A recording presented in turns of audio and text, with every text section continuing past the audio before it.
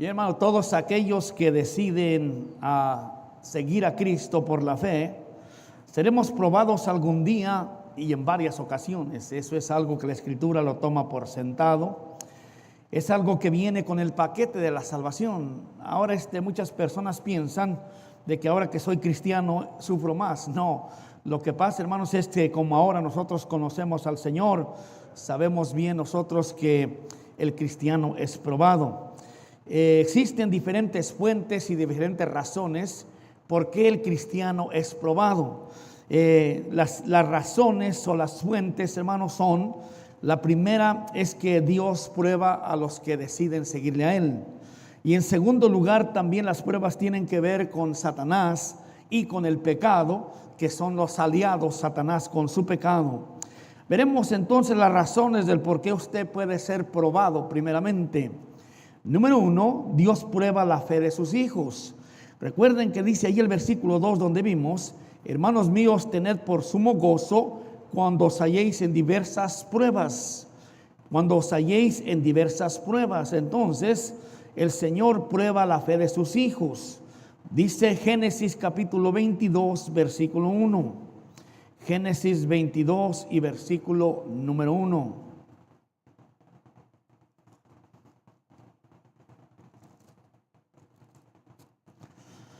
Aconteció después de estas cosas que probó Dios a Abraham y le dijo a Abraham, y le dijo: Abraham, y él respondió: heme aquí. La prueba, hermanos, que Dios puso a Abraham fue el sacrificio de su hijo Isaac. Recuerden que el Señor le había prometido que tendría un hijo del cual después vendrían tantas multitudes, pero ahora le está pidiendo que le sacrifique a su hijo en holocausto. Hay personas, hermano, que han juzgado a Dios y han dicho que Él es pues un tirano. ¿Por qué razón hace que las personas hagan eso? Él lo hace, hermano, primeramente porque Él es soberano, y en segundo lugar porque Él nunca haría algo que no está dispuesto a hacer. Usted piensa que fue algo, porque pensamos, ¿cómo es que Abraham iba a levantar el cuchillo, degollar a su hijo de una manera tan fría y tan cruenta? Pues escuche, hermanos, mire, nuestro Dios, nuestro Padre Celestial, entregó a su hijo en manos de pecadores para que ellos prácticamente destrozaran su cuerpo, para que lo hicieran morir poco a poco, para que lo desangraran su cuerpo y le escupieran, lo humillaran. Así es que cuando alguien piensa que Dios, ¿por qué hace eso?, es porque Él sabe lo que es sacrificar a un hijo. Y hermano, usted nada más imagine lo que nosotros vemos siquiera en la película de La Pasión de Cristo. Es apenas un poco de lo que se acerca de lo que Dios sufrió, de lo que Cristo sufrió a manos de aquellos malvados que destrozaron todo su cuerpo. Así es que cuando alguien duda o pone en duda lo que el Señor está diciendo, es porque no sabe ni entiende. Dios probó a aquel hombre para que él viera cuánta era su fe. Mire, Dios nos prueba para ver qué tan grande es el amor que nosotros tenemos por Él, para saber qué es la realidad, qué nos importa a nosotros más, para que nosotros podamos en realidad escoger a Dios antes incluso que a nuestra propia familia. Por eso, hermano, cuando hay personas que escogen el poder agradar a su familia antes que el Señor, dijo Él, no es digno de mí. Porque amarás al Señor con todo tu corazón, con toda tu alma. Él es el primero que tenemos que amar. Él es el primero que tenemos nosotros que darle el primer lugar. Entonces Él prueba, hermano, para nuestra fe, para ver cuánto le amamos a Él, para saber en realidad qué es más importante en nuestra vida. Porque una cosa es decir yo amo a Dios, y otra cosa es estar dispuesto a servirle y hacer lo que Él nos indica. ¿Por qué, hermano? Porque lo más difícil es hacer algo cuando hay de parte la familia. También Dios permite problemas para probar la fe. En Jueces capítulo 2, un poquito adelante, versículo 21 y 22, nos dice la Biblia que Dios permite también las pruebas para probar nuestra fe. Jueces capítulo 2, versículo 21 y 22. ¿Están ahí, hermanos? Tampoco yo volveré más a arrojar de delante de ellos a ninguna de las naciones que dejó Josué, cuando murió. ¿Para qué? Para probar con ellas a Israel si procurarían o no seguir el camino de Jehová, andando en él como lo siguieron sus padres. O sea que Dios también nos prueba para ver qué tan dispuestos estamos a seguir sus caminos, a ver qué tan dispuestos estamos a dejar cualquier otro interés por servir en su casa, por servir en la iglesia. Muchos hermanitos dicen: yo quiero servir a Cristo, pero hermano, no están dispuestos a dejar algún pasatiempo, no están dispuestos a dejar alguna cosa por servir al Señor. Y el Señor dice que prueba a los cristianos para ver qué tan dispuestos están a seguir, a servirle a Él en su obra. Pero en segundo lugar, también Satanás prueba la decisión de los creyentes. También Satanás prueba la decisión de los creyentes. En 1 Tesalonicenses capítulo 3, antes de que entremos ahí en los versículos de Santiago, veremos por qué vienen las pruebas. Satanás prueba la decisión de los creyentes.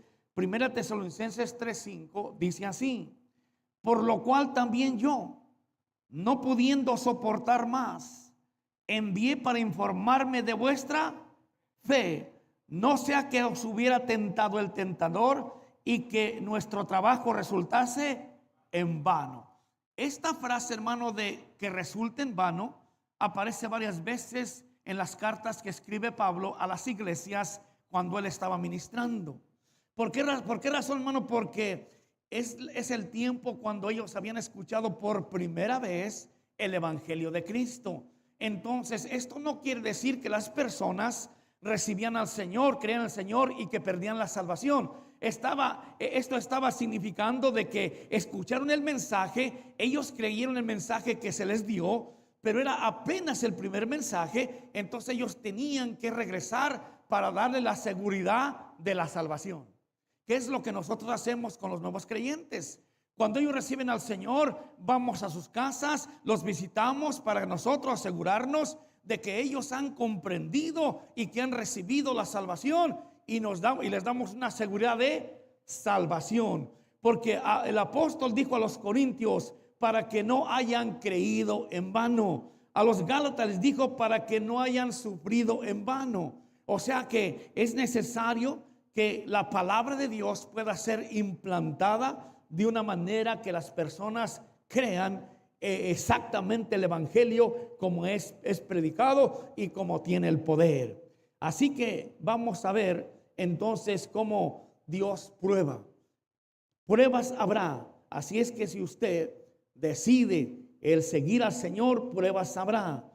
Vamos a ver la reacción de los hijos de Dios ante las pruebas. ¿Qué es lo que tenemos que hacer? Número uno, vamos a comenzar con el 2, como dijimos, versículo 2. Debemos enfrentar la prueba con gozo. Debemos enfrentar la prueba con gozo, dice el 2. En la esperanza, tenemos que regresar a Santiago 1:2. Hermanos míos, tened por sumo gozo cuando os halléis en diversas pruebas.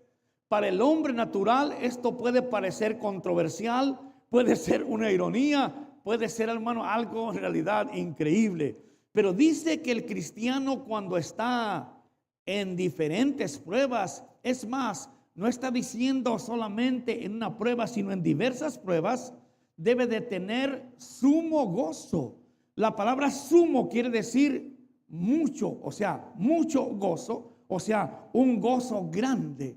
Cuando el cristiano se encuentra en pruebas, no debe de estar, hermano, triste y fracasado, sino dice que tiene que estar gozoso, hermano, porque el sufrimiento va a venir. ¿Cómo podemos comprender? Esta prueba que tengo me está causando dolor, esta prueba que tengo me está causando sufrimiento.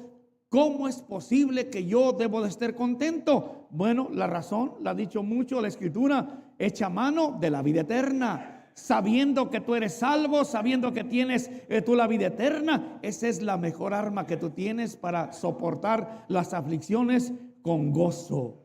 Y todavía más cuando estoy en diversas pruebas, como dice. Mire, este gozo, esta alegría se puede experimentar cuando nosotros pensamos en la gran misericordia que Cristo tuvo con nosotros. y también el gozo que Él presentó.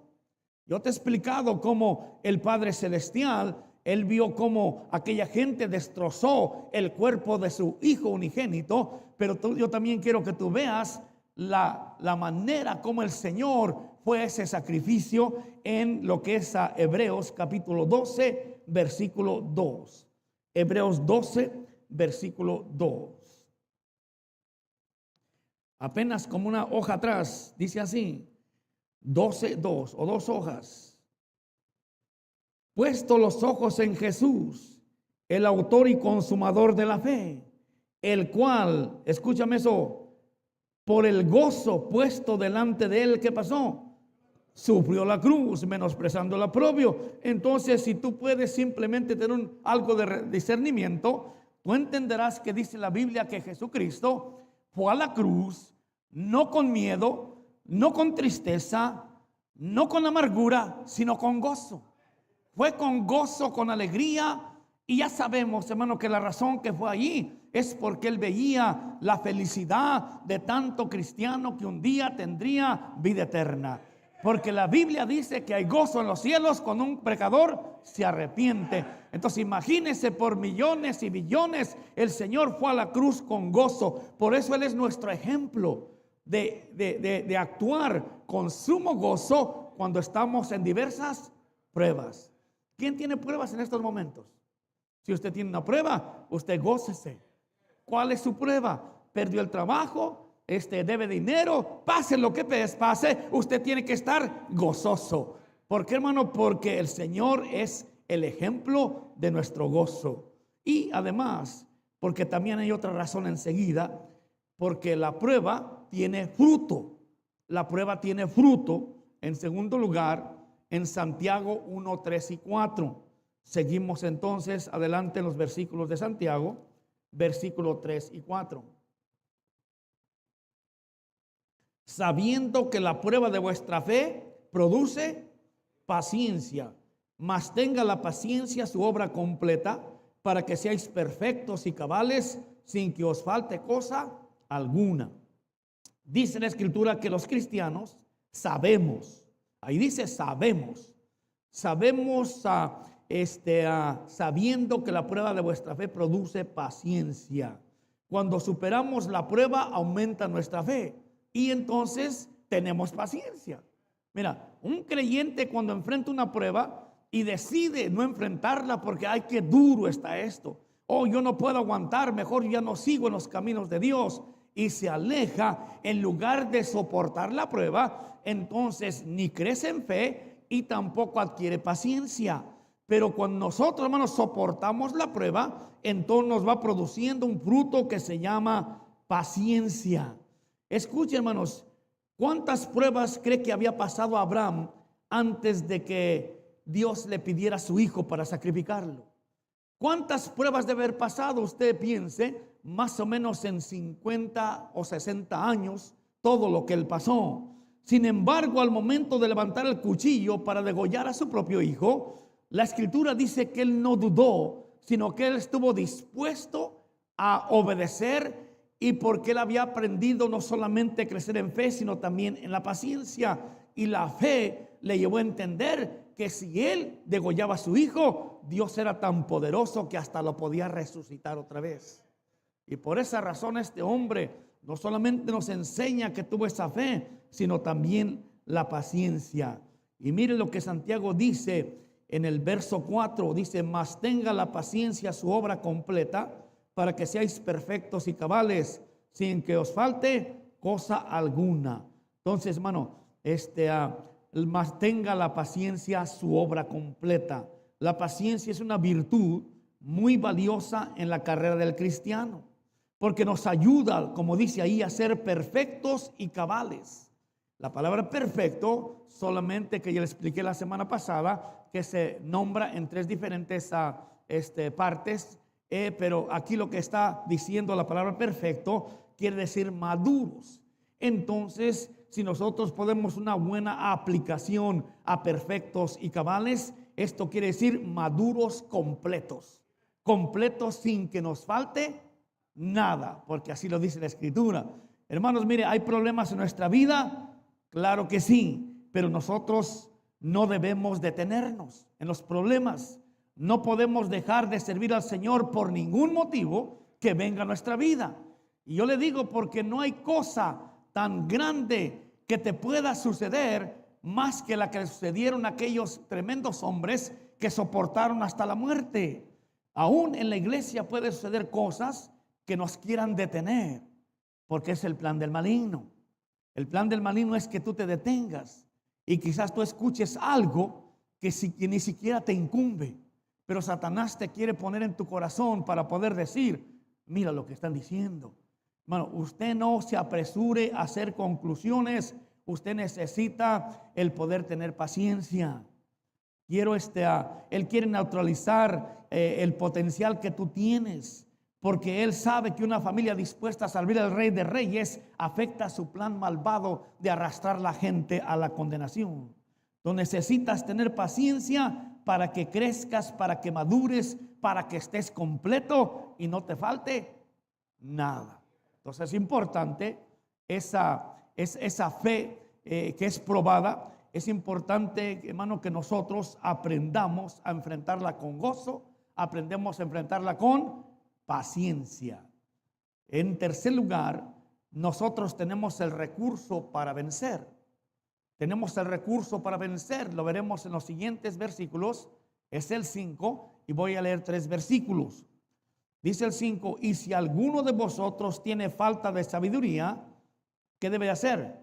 Pídala a Dios, el cual da a todos abundantemente y sin reproche, y le será dada. Pero pida con fe, no dudando nada, porque el que duda es semejante a la onda del mar, que es arrastrada por el viento y echada de una parte a otra. No piense pues quien tal haga que recibirá cosa alguna del Señor. Tenemos entonces a nuestra disposición, hermanos, la sabiduría de Dios, que es más valiosa que la plata y más valiosa que el oro. Tenemos a nuestra disposición la mente del Señor para que nosotros podamos discernir, para que nosotros podamos soportar y para que sepamos qué hacer durante la prueba. Y el Señor nos dice, si te falta la sabiduría, ¿qué debes de hacer? Pídela. ¿A quién? A Dios, no a la psicología, no a la, ¿cómo le llaman ahora esta? ¿Cómo le llaman a esta cosa que ahora hay en internet? Al Google o a la inteligencia. ¿A la inteligencia qué? Artificial. Mire, aquí voy a buscar, aquí, mira, no, pídala a Dios. Porque dice más adelante, vamos a ver que hay sabiduría animal. Pero la sabiduría santa, la sabiduría de lo alto, esa es la sabiduría que tú y yo necesitamos. Así que hay que pedirle sabiduría a Dios, no a un psicólogo, no, hermano, un maestro terrenal de este mundo. Hay que pedir sabiduría al Señor, el cual dice que la da y la da a grandes cantidades, la da, hermano, en abundancia. Es palabra del Dios vivo, que es la de abundantemente todas y te da para todo lo que tú necesitas. Proverbios 2:6 nos dice así, porque Jehová da la sabiduría y de su boca viene el conocimiento y la inteligencia. Hermano, cuando escuches a alguien, hermano, que anda diciéndote cosas que no están bien, o que te está diciendo cosas que dicen las noticias, tú no creas inmediatamente, pide sabiduría a Dios, que es lo que tú debes de hacer. Porque muchas cosas que se inventan.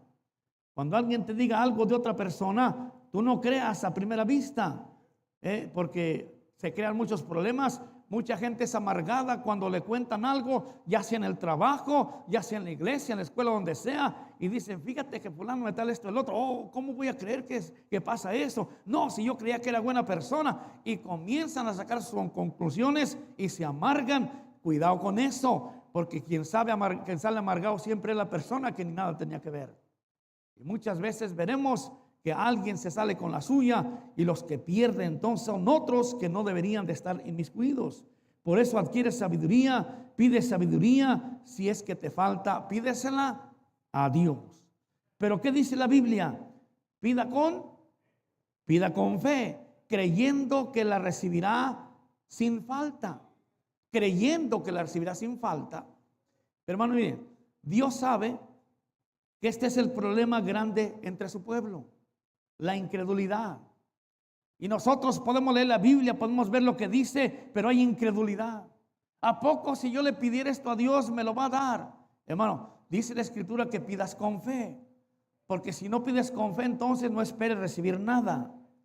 En la última frase del capítulo 4, versículo 2 dice así: pero no tenéis lo que deseáis porque no pedís, porque no pedís. Este principio de pedir en oración a Dios podemos aplicarnos no solamente por la sabiduría, sino a cualquiera de las necesidades que tengamos o cualquier cosa en nuestras vidas. Por ejemplo, si usted perdió un trabajo, usted pídele al Señor que le dé un trabajo mejor, un trabajo que le paguen más, que tenga prestaciones y que usted tenga más libertad de servir a Dios. ¿Dios puede hacer eso? El problema es que los creyentes dudan que Dios pueda hacer eso. Es que si yo cambiara este trabajo, es que si yo dejara aquel trabajo. Y hermano, y siempre aconsejamos a los hermanos, si tú haces una decisión por el Señor, Él te va a bendecir de una manera más grande. Te va a dar más de lo que tú tienes, de lo que tú puedes ganar cuando tú haces una decisión por el Señor. Entonces, pero pídele con fe. Pídele y Él lo va a hacer. ¿Te quieres casar y no encuentras con quién? Pídele a Dios. ¿Ah? Pero pídele con fe, creyendo. Señoritas, pídele un joven guapo, espiritual e inteligente. Y de paso también pídele que tenga dinerito para que no te falte nada. Eso es pedir, hermano, con fe. ¿Tú piensas que lo puede hacer? No, a mí. Ese es el problema. El problema es que tú piensas que no podrá hacerlo para otra persona, para mí. No, el Señor puede hacerlo para ti. Si tú lo pides con fe. Mira, el Señor nos manda a pedir específicamente en las oraciones. ¿Sabías eso? Que Él nos dice cuando pidas, pide específicamente lo que tú quieres. Y además somos hijos del Rey. Él es el dueño de todo. ¿Por qué no lo va a hacer? ¿Por qué no va a ser? Bueno, tú dices, tengo mucho tiempo con este carrito aquí. Señor, si tú me dieras un carro mejor, pero te lo voy a pedir de un color que a mí me gusta. ¿Y sabes que el Señor puede hacer eso? ¿De veras lo crees? Entonces, ¿por qué no pides? Ahora, hermano, acuérdense, todo es dentro del marco espiritual. ¿Para qué te va a dar un carro si te vas a largar de aquí? ¿Me entiendes? Como yo conozco hermanitos. Hay hermanos tan sacrificados que estaban por tiempo, los traíamos pues en el carro. Hace años, hermano, que no había tantos carros, muchas familias necesitaban ride. Entonces los traía uno y me decía un hermano, cuando yo tenga mi carro le voy a ayudar a traer más gente. Y pues por fin el Señor le dio un carro, oramos, todo se lo dio. Y no se apareció el domingo a la iglesia. Le dije, hermano, ¿por qué no vino a la iglesia? Es que fui a probar el carro allá para San Diego a ver si jala bien.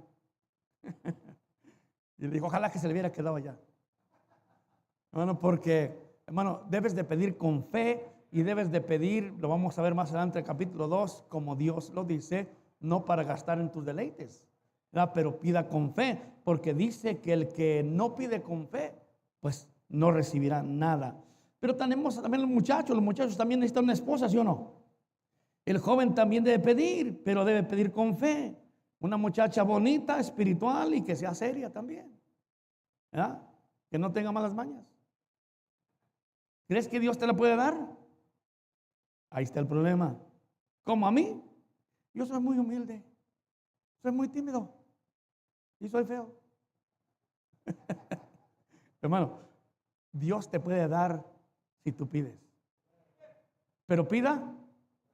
Yo sé, está hablando acerca de la sabiduría, pero esto se puede incluir a todo. Se puede, hermano, que Dios te ayude a tener lo que tú quieres, siempre dentro del marco de lo que es lo espiritual. No importa cuál sea tu necesidad, tú necesitas tener la confianza y la fe de que Dios te da en abundancia sabiduría. Pero hay que pedir con fe. El que duda es como la ola del mar, dice que lo recorre, lo avienta de allá para acá y nomás lo trae por todos lugares sin poder disfrutar nada. ¿Por qué? Porque están pidiendo dudando, y quien hace esto dice no espere recibir nada del Señor. Entonces cuando oramos con el Señor no debemos estar diciendo Señor si tú puedes. No, el Señor puede.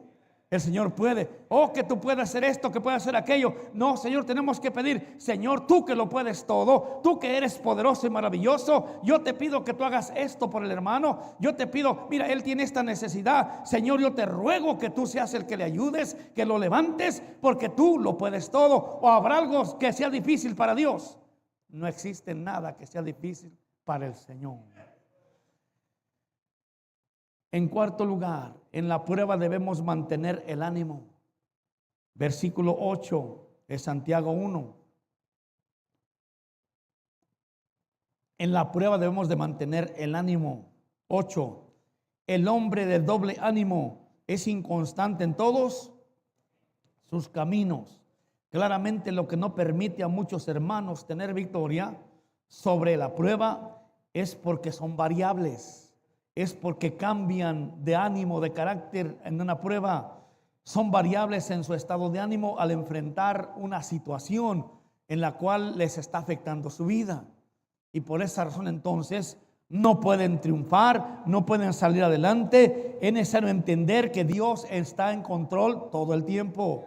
Entonces, para que usted tenga el mismo ánimo, usted necesita pensar, Señor, yo no puedo hacer nada en esta prueba, pero estoy contento, estoy animado, soy la misma persona. Hermano, queremos ver cuando un hermano trae dinero en la bolsa, que está contento, y queremos también ver al mismo hermano que quizás no tiene dinero, que está pasando por pruebas, pero que esté con el mismo ánimo, que no esté diciendo, Dios es bueno, Dios me ha bendecido, Dios me ha cuidado. Hermano, no debemos de estar de doble ánimo. Hermano, como le dije, hay personas que quieren servir en la iglesia y ¿sabes qué? Tienen una discusión con su esposa en su casa y cambió su ánimo y dicen, no hay que ir a la iglesia. Tienen discusión con su gato también en su casa y decimos, por este maldito gato no hay que ir a la iglesia porque se les cambió el ánimo. Entonces, el hombre de doble ánimo es inconstante en todos sus caminos. ¿Y qué fue, hermano? Es una persona que tiene el doble ánimo o diferente ánimo. Porque tú cuando lo vas a saludar no sabes cómo está. Y hay quienes incluso hasta te dejan con la mano estirada. Porque andan de un ánimo diferente. Y los ves cantando y saltando. Y dices, hermano, ¿cómo está?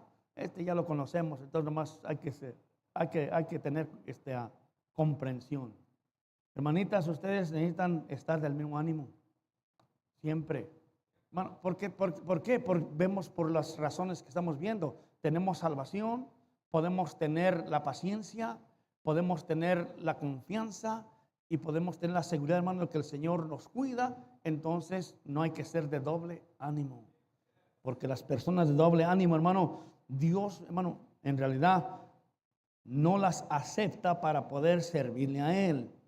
Mire, la fe en el Señor, la paciencia, como dijimos, que adquirimos a través del tiempo, que nos da la sabiduría de Dios, nos da el carácter para ser ecuánimes en el tiempo de las pruebas, por muy fuertes que sean. Aquí vemos un misionero que está pasando por una tremenda prueba. Hermano, la manera como reaccione, así es como Dios le va a ayudar, ¿verdad? Y yo sé que este hermano es un varón de Dios, y yo espero que tenga él estas virtudes que nos dan la Biblia a nosotros, que quizás no hemos tenido un problema tan fuerte como ese, o yo sé que algunos de ustedes han tenido un problema difícil, pero aquí está, mire, queremos ver a Job en el capítulo 1, versículo 21, por favor, Job 1, 21.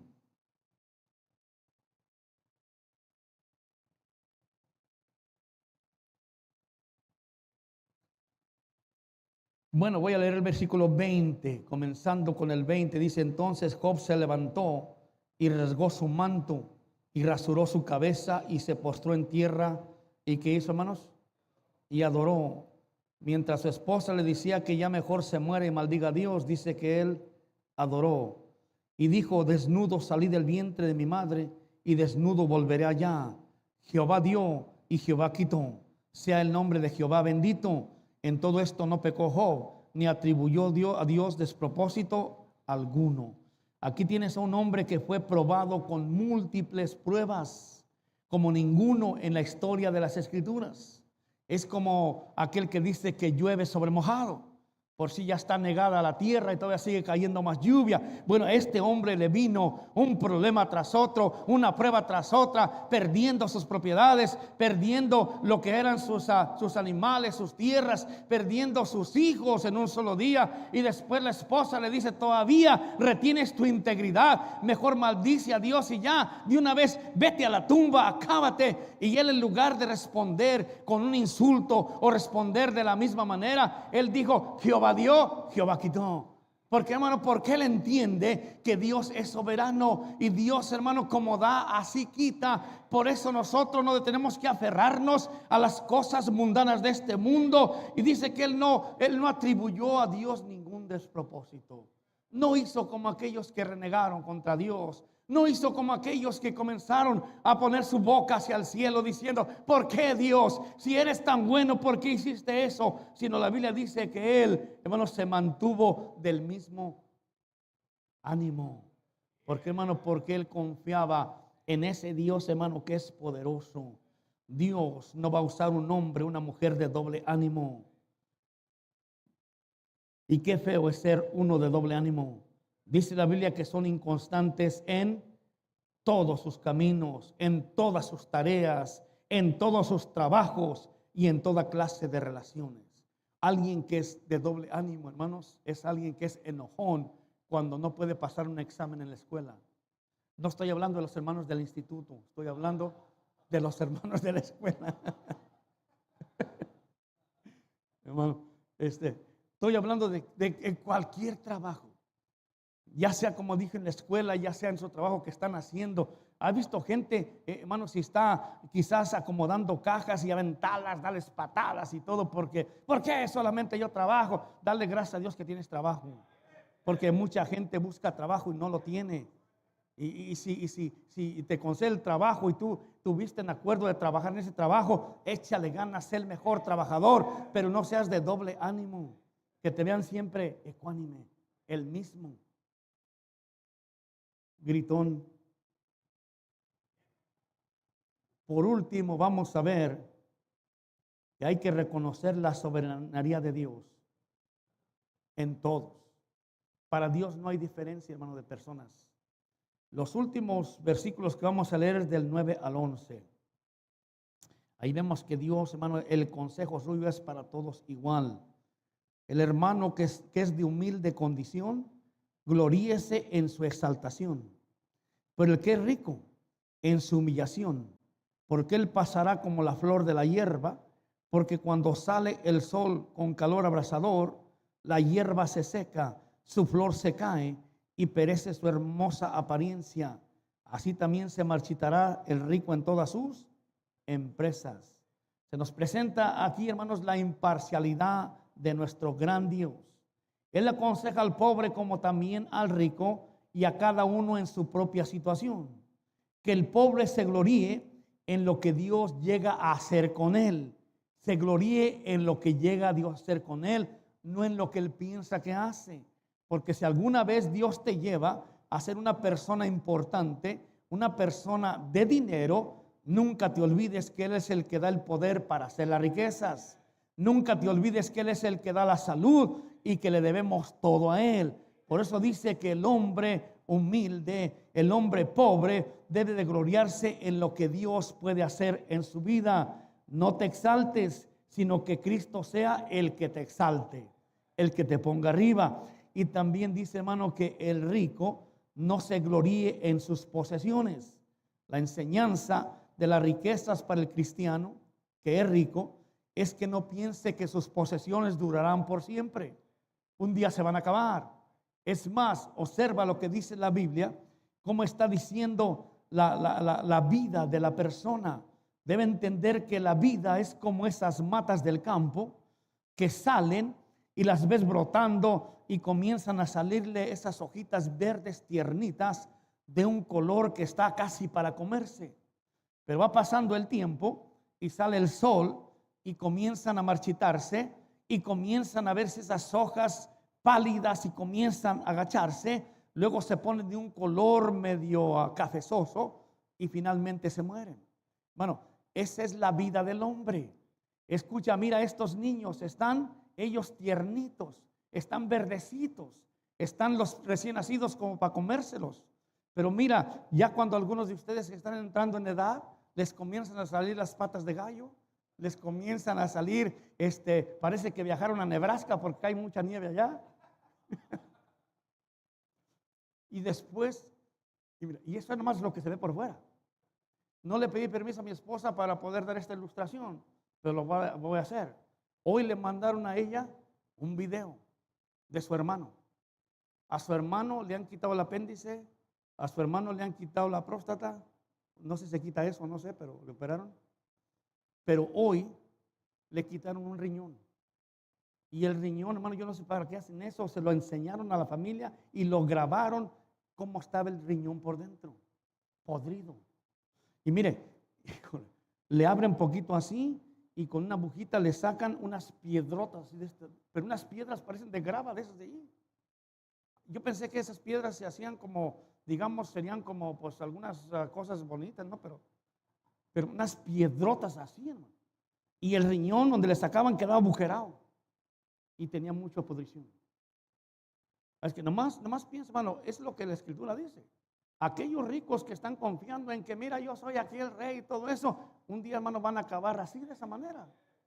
Y si por fuera, a veces uno se ve más o menos medio que está bien, pero ¿cómo estará por dentro? Dije esto, hermano, antes para que si a lo mejor alguno de mis familiares escucha lo que estoy diciendo, y yo siempre pido permiso para hablar de las cosas, porque yo no quiero andar hablando de chismoso, ¿eh? Pero ya hoy fui. Pero hermano, la comparación que te estoy diciendo, ¿cómo es que pasa la vida del hombre? Hasta que después ya finalmente se va y el viento se la lleva. Y lo que está diciendo aquí, lo que es Santiago, que no queden con su confianza en eso. Y la última palabra que dice allí en el versículo 9 dice: así también se marchitará el rico en todas sus empresas, en todas sus empresas. Por eso, hermano, la vida es muy frágil y es fugaz y es corta.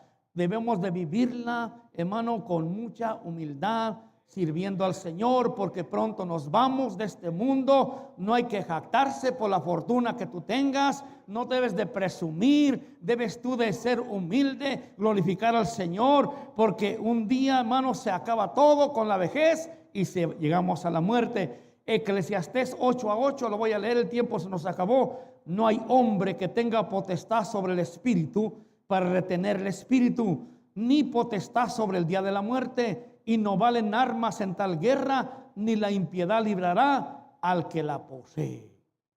El hombre más rico, que poseía 80 millones de pesos en el banco hace 40 años allí en el pueblo, tenía 42 años cuando le dictaron una enfermedad mortal. Y le dijeron: te quedan 2 semanas para que tú mueras. Y él dijo: no me dejen morir, por favor, tengo 42 años. Yo les doy la mitad de mi fortuna, pero por favor, alívienme. El doctor le dijo: ni aunque nos des toda tu fortuna, tú ya te vas a morir. Hermano, dice la Biblia que no hay armas contra eso. No hay manera como poder evitar que pase eso. Por eso el consejo, hermanos, seamos pobres, seamos ricos, debemos de vivir nuestra vida en abundancia para el Señor. Debemos nosotros de darle nuestra vida, hacer lo que nosotros podamos hacer, porque lo que hacemos por Él es eterno. Nunca se acabará. Estará por los siglos y los siglos en la gloria con el Señor, para el día cuando nosotros llegamos allá, podamos disfrutar de lo que en realidad vale la pena. Por eso Santiago, hermano, nos da estos principios, estas enseñanzas que son muy directas para esta gente, porque ellos eran hebreos creyentes de Jesucristo.